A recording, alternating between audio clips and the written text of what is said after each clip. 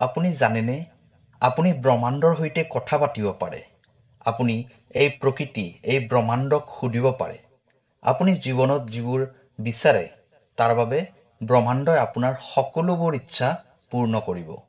আপুনি জানেনে যে এই ব্ৰহ্মাণ্ডই আমাক বনাইছে আৰু ব্ৰহ্মাণ্ডৰ ওচৰত সেই শক্তি আছে যাৰ দ্বাৰা ব্ৰহ্মাণ্ডই আমাৰ জীৱন পৰিৱৰ্তন কৰি দিব পাৰে। আমি সদায় এটা পজিটিভ এনাৰ্জিৰ মাজত থাকোঁ। আমাৰ ওচৰত যি পজিটিভ এনাৰ্জি আছে সেই পজিটিভ এনাৰ্জিক আমি যিবোৰ কথা কওঁ সেই কথাবোৰ ব্ৰহ্মাণ্ডৰ ওচৰত গৈ পায়। যদি আপুনি ব্ৰহ্মাণ্ডৰ সৈতে যুক্ত হ'বলৈ শিকি ল'ব পাৰে আৰু ব্ৰহ্মাণ্ডৰ সৈতে যদি আপুনি সংযোগ স্থাপন কৰিব পাৰে আৰু এবাৰ আপুনি ব্ৰহ্মাণ্ডৰ শক্তিক অনুভৱ কৰিব পাৰে, তেতিয়া আপোনাৰ যিকোনো ইচ্ছা পূৰ্ণ হোৱাৰ ক্ষেত্ৰত যিকোনো শক্তি আপোনাক বাধা দিব নোৱাৰে। প্ৰিয় দৰ্শক, আছামিজ এষ্ট্ৰলজিলৈ আপোনাক স্বাগতম জনাইছোঁ। মই এষ্ট্ৰলজাৰ ধীৰাজ শৰ্মা। ভিডিঅ'টো শ্বেয়াৰ কৰি দিব আৰু কমেণ্টত লিখিব থেংক ইউ ইউনিভাৰ্ছ। প্ৰিয় দৰ্শক, যদি আপোনাৰ ব্যক্তিগতভাৱে কিবা সমস্যা হৈ আছে তেনেহ'লে ভিডিঅ'ৰ স্ক্ৰীণত দিয়া নম্বৰত আমাৰ সৈতে যোগাযোগ কৰিব। আমি আপোনাৰ সমস্যাসমূহ সমাধান কৰিবলৈ চেষ্টা কৰিম। এতিয়া হওক ভিডিঅ'ৰ পৰৱৰ্তী অংশলৈ যাওঁ। সাধাৰণতে বৰ্তমান সময়ত আপুনি যিবোৰ মানুহক লগ পায় আৰু তেওঁলোকৰ পৰা আপোনাৰ যিবোৰ নতুন অনুভৱ হয় সেই সকলোবোৰ আপোনাৰ বিচাৰধাৰাৰ আকৰ্ষণৰ পৰিণাম হয়। আৰু আজিৰ এই ভিডিঅ'টোত মই আপোনাক ক'বলৈ ওলাইছোঁ যে আপুনি এই ব্ৰহ্মাণ্ডৰ সৈতে কেনেকৈ কথা পাতিব পাৰিব আৰু যিবোৰ আপুনি বিচাৰে সেইবোৰ বিশ্বাস কৰিব পাৰিব। এই মেছেজটো চোৱাৰ অৰ্থ হ'ল আপুনি আপোনাৰ আন্তৰিক শক্তিক সলনি কৰিব বিচাৰে আৰু এটা অদ্বিতীয় অনুভৱ প্ৰাপ্তি কৰাৰ বাবে আৰু জীৱনৰ নতুন নতুন সুযোগবোৰক আকৰ্ষিত কৰাৰ বাবে বেলেগ ধৰণে ভাবিব বিচাৰে। তেনেহ'লে আপুনি সেই সময়টোৰ বাবে সাজু হৈ লওক যেতিয়া আপোনাৰ চেতনাৰ অনুভৱ আৰু শক্তিৰ স্তৰ বঢ়াই ব্ৰহ্মাণ্ডৰ সৈতে কথা পাতিব। এইটো আপোনাৰ ওচৰে পাজৰে থকা বাতাবৰণত দেখা পোৱা যাব। ইয়ে আপোনাৰ শক্তিক ব্ৰহ্মাণ্ডৰ পৰা নতুন অনুভৱক আকৰ্ষিত কৰাৰ বাবে অনুমতি দিয়ে। কাৰণ এই নিয়তিয়ে আমাক জন্ম দিছে। সেইবাবে আমাৰ চাৰিওফালে সেই শক্তি আছে যাৰ দ্বাৰা আমি সেই ঘটনাৰ নিৰ্মাণ কৰিব পাৰোঁ যি আমাৰ জীৱনত প্ৰকট হ'ব লগা আছে। আপুনি আপোনাৰ প্ৰাৰ্থনা আপোনাৰ ইচ্ছা ব্ৰহ্মাণ্ডৰ ওচৰলৈ পঠাব পাৰে আৰু সেইটো প্ৰতিধ্বনি হৈ আপোনাৰ ওচৰলৈ ঘূৰি অহাটো অনুভৱ কৰিব পাৰে। আৰু যদি আপুনি এই শক্তিক বুজি পাব বিচাৰে অথবা সেই ঘটনাবোৰ আপোনাৰ জীৱনত প্ৰকট কৰিব বিচাৰে, আপুনি যিবোৰ বিচাৰে সেইটো নতুন সম্পৰ্কৰ ক্ষেত্ৰতে হওক, নতুন চাকৰিৰ ক্ষেত্ৰতে হওক, বহুত টকা পইচা হওক অথবা মনৰ শান্তি হওক, আপুনি এই সকলোবোৰ লাভ কৰিব পাৰে। আৰু আজিৰ এই ভিডিঅ'টোত মই আপোনাক সেই সহজ উপায়টো ক'ব বিচাৰিছোঁ যাৰ সহায়ত আপুনি ব্ৰহ্মাণ্ডৰ সৈতে কথা পাতিব পাৰে আৰু মনে বিচৰা বস্তু বিচাৰি ল'ব পাৰে। আপুনি সাজু হৈছেনে? তেনেহ'লে আহক আৰম্ভ কৰোঁ। নম্বৰ 1, ব্ৰহ্মাণ্ডৰ সৈতে আপোনাৰ সম্বন্ধ বিকশিত কৰিব। যদি আপুনি কেতিয়াও আকৰ্ষণৰ নিয়ম ল অৱ এট্ৰাকশ্যন প্ৰয়োগ কৰা নাই অথবা আপুনি নাজানে যে ব্ৰহ্মাণ্ডই কেনেকৈ কাম কৰে, তেনেহ'লে এতিয়াই আপুনি ব্ৰহ্মাণ্ডৰ সৈতে এটা সম্পৰ্ক সংযোগ কৰাৰ প্ৰয়োজন হৈছে যাতে আপুনি জানিব পাৰে যে ব্ৰহ্মাণ্ডই কেনেকৈ কাম কৰে। আমাৰ ব্ৰহ্মাণ্ড আটাইতকৈ ৰহস্যময় হয়।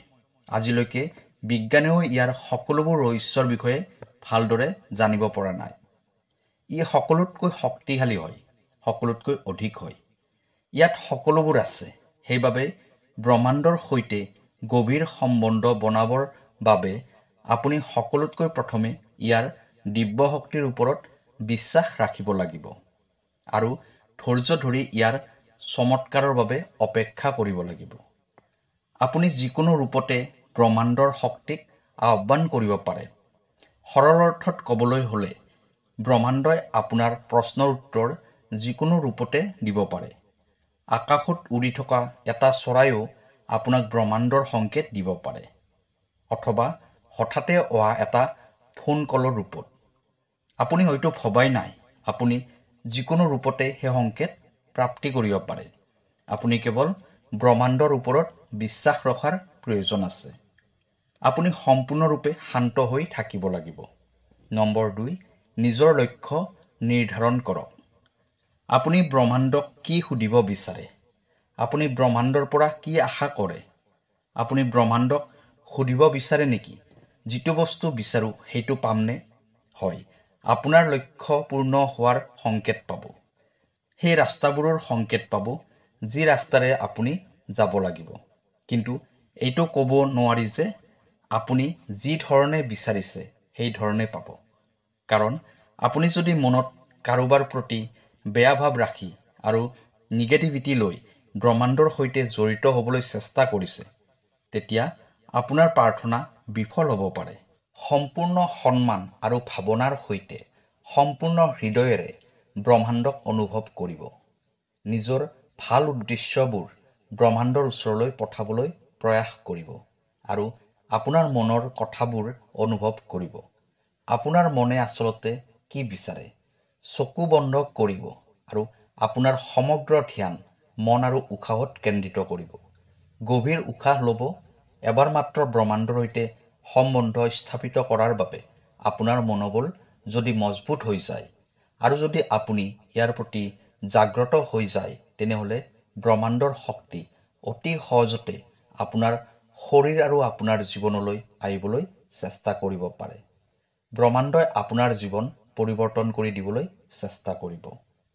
নম্বৰ 3, কল্পনা কৰক। কল্পনা শক্তি এটা অমূল্য শক্তি হয়, যিটো ব্ৰহ্মাণ্ডই মনুষ্যক ঈশ্বৰৰ দ্বাৰা দিছে। ইয়াৰ প্ৰয়োগৰ দ্বাৰা মানুহে জীৱনত সকলোবোৰ বস্তুকে সম্ভৱ কৰাৰ বাবে সক্ষম হয়। কল্পনা কৰক যে আপুনি সঁচা হৃদয়েৰে দুচকু জপাই ব্ৰহ্মাণ্ডৰ শক্তিবোৰক দেখিবলৈ আৰম্ভ কৰিছে। অনুভৱ কৰক যে আপুনি শক্তিবোৰক অনুভৱ কৰি আছে। কল্পনা কৰক যে আপুনি ব্ৰহ্মাণ্ডৰ পৰা কি বিচাৰিছিল। কল্পনা কৰক যে আপুনি সেইবোৰ বস্তু প্ৰাপ্তি কৰিছে যিবোৰ বস্তু আপুনি বিচাৰিছিল। নিজৰ পঞ্চ ইন্দ্ৰিয়ক ব্যৱহাৰ কৰক। নম্বৰ 4, ব্ৰহ্মাণ্ডক ধন্যবাদ জনাব। ব্ৰহ্মাণ্ডক কৃতজ্ঞতা ব্যক্ত কৰি আৰম্ভ কৰিব। ব্ৰহ্মাণ্ডই আপোনাৰ সকলোবোৰ কথা শুনিব আৰু আপুনি কৰা প্ৰাৰ্থনাবোৰ ব্ৰহ্মাণ্ডই স্বীকাৰ কৰি ল'ব। সদায় সুখী হৈ থাকিব আৰু ব্ৰহ্মাণ্ড, প্ৰকৃতি আৰু ঈশ্বৰৰ প্ৰতি সদায় কৃতজ্ঞতা অনুভৱ কৰিব। নম্বৰ 5, নিজকে মুক্ত কৰিব। আপুনি এইটো কেতিয়াও ভাবিব নালাগে যে ব্ৰহ্মাণ্ডই আপোনাক এই শক্তিটো কেনেকৈ দিব। কাৰণ এই ৰহস্য কেৱল ব্ৰহ্মাণ্ডইহে জানে। এই শক্তিৰ অৰ্থ এইটো নহয় যে আজিৰ পৰা আপুনি 24 ঘণ্টা বহি থাকি ইয়াৰ ব্যৱহাৰ কৰিব আৰু ব্ৰহ্মাণ্ডৰ সৈতে কথা পাতিব। বাস্তৱত এইটো কোনো সাধাৰণ বস্তু নহয়। আপুনি নিজৰ জীৱনটোক অধিক পৰিমাণে পজিটিভিটি বনাব লাগিব। আপুনি আপোনাৰ প্ৰাৰ্থনাবোৰৰ উত্তৰ যিকোনো ৰূপতে পাই যাব পাৰে। ইয়াৰ বাবে আপুনি আপোনাৰ ওচৰে পাজৰে সকলো সময়তে এলাৰ্ট হৈ থাকিব লাগিব। কাৰণ পৰমাত্মাই আপোনাক এইদৰে সংকেত দিব। কেৱল আপুনি সেইটো বুজি পাব লাগিব। আপুনি নিজকে এখন এনেকুৱা পৃথিৱীত আৱিষ্কাৰ কৰিব য'ত সকলোবোৰ কেৱল পজিটিভ হৈ থাকিব। আৰু যেতিয়া আপুনি এই 5টা নিয়ম পালন কৰিব, তেতিয়া আপোনাৰ সেই সকলোবোৰ ইচ্ছা পূৰ্ণ হ'ব, যিবোৰ ইচ্ছাৰ বিষয়ে আপুনি কেতিয়াও কল্পনাই কৰা নাছিল। প্ৰিয় দৰ্শক, আমি আশা কৰিছোঁ যে এই ভিডিঅ'টোৱে আপোনাৰ বহুত ক্ষেত্ৰত সহায় কৰিব ব্ৰহ্মাণ্ডৰ সৈতে সংযোগ হোৱাৰ বাবে। কাইলৈ আকৌ লগ পাম অন্য এটা ভিডিঅ'ত। ধন্যবাদ।